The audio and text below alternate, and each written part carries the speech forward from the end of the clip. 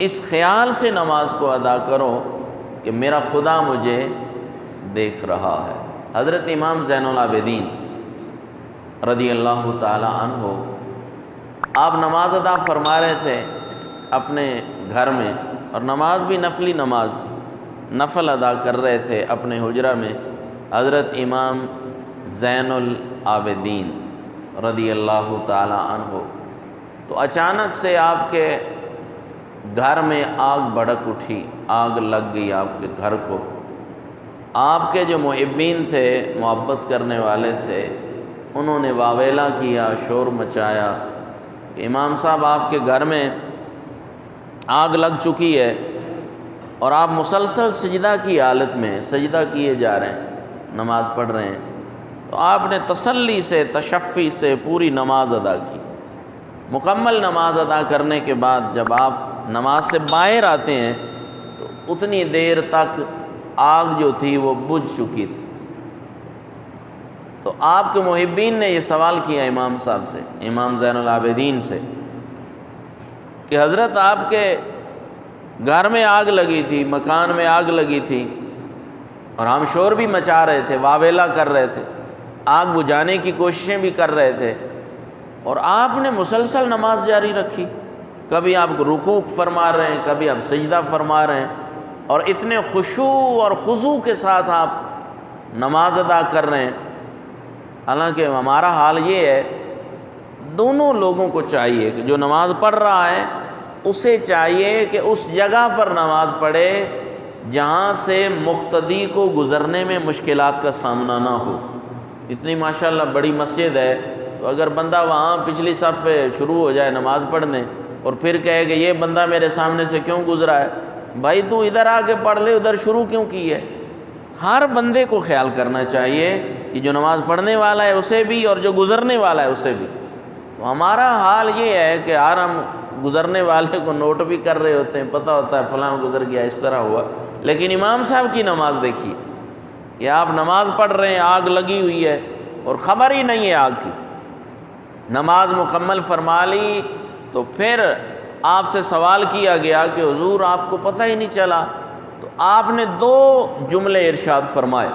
آپ فرماتے ہیں کہ تم لوگ زہری آگ بجھا رہے تھے اور میرے پیش نظر دو قسم کی آگ تھی، یعنی میں نماز میں تھا اور تم آگ بجھا رہے تھے، زہری آگ بجھا رہے تھے۔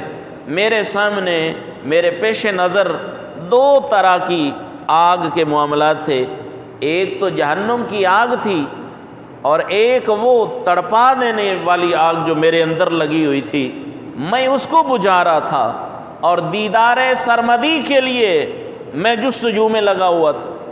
دیدار سرمدی کے لیے میری جستجو تھی کہ میں جس کو اللہ کہہ رہا ہوں، جس کو میں اکبر کہہ رہا ہوں، جس کے لیے میں سبحان ربی العظیم کہہ رہا ہوں، جس کے لیے میں سبحان ربی الاعلیٰ کہہ رہا ہوں، اور جس کے لیے میں سجدہ میں گر کر الصلاۃ معراج المومنین کے معنی کو دیکھ رہا ہوں، اور جس کے لیے میں الصلاۃ عماد الدین کے معنی کو دیکھ رہا ہوں، میں اس جستجو میں لگا ہوا تھا۔ تو بھلا آپ مجھے بتائیں کہ جو حقیقت میں اپنے مالک سے منسلک ہو چکا ہو، اس کو زہری آگ سے کیا لینا دینا ہوتا ہے؟ حقیقت میں نماز کا معنی یہ بنتا ہے، یاد رکھیے گا کہ یہ جو لفظ ہے نا حدیث پاک کے کہ الصلاۃ معراج المؤمنین، یہ بڑے ثقیل لفظ ہیں کہ نماز جو ہے یہ بندہ مومن کی معراج ہے۔ یہ بھی کمال جملے ہیں، ہر بندے کی معراج نہیں ہے۔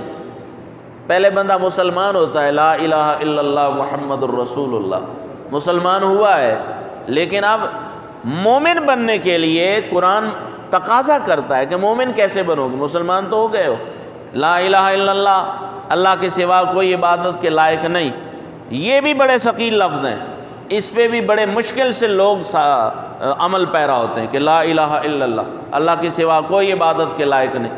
یہ اتنا بڑا وسیع موضوع ہے کہ اس کے اندر بڑے بڑے لوگ جو ہیں وہ منفی کی طرف نکل جاتے ہیں کہ اللہ کے سوا کوئی عبادت کے لائق نہیں۔ آپ ڈھونڈیے گا کہ اللہ کے سوا کوئی عبادت کے لائق نہیں، کون اس پہ عمل پیرا ہے؟ محمد الرسول اللہ صلی اللہ علیہ وآلہ وسلم، محمد صلی اللہ علیہ وآلہ وسلم اللہ کے رسول ہیں، ٹھیک ہے جی۔ اچھا، اس کو دیکھ کر اب نماز کے معاملات ہیں تو امام صاحب فرماتے ہیں کہ میں تو اس جستجو میں لگا ہوا تھا کہ یہ بندہ مومن کی معراج ہے، ہر بندہ کی معراج نہیں ہے نماز، ہر مسلم کی معراج نہیں ہے۔ الصلاۃ معراج المومنین، نماز بندہ مومن کی معراج ہے۔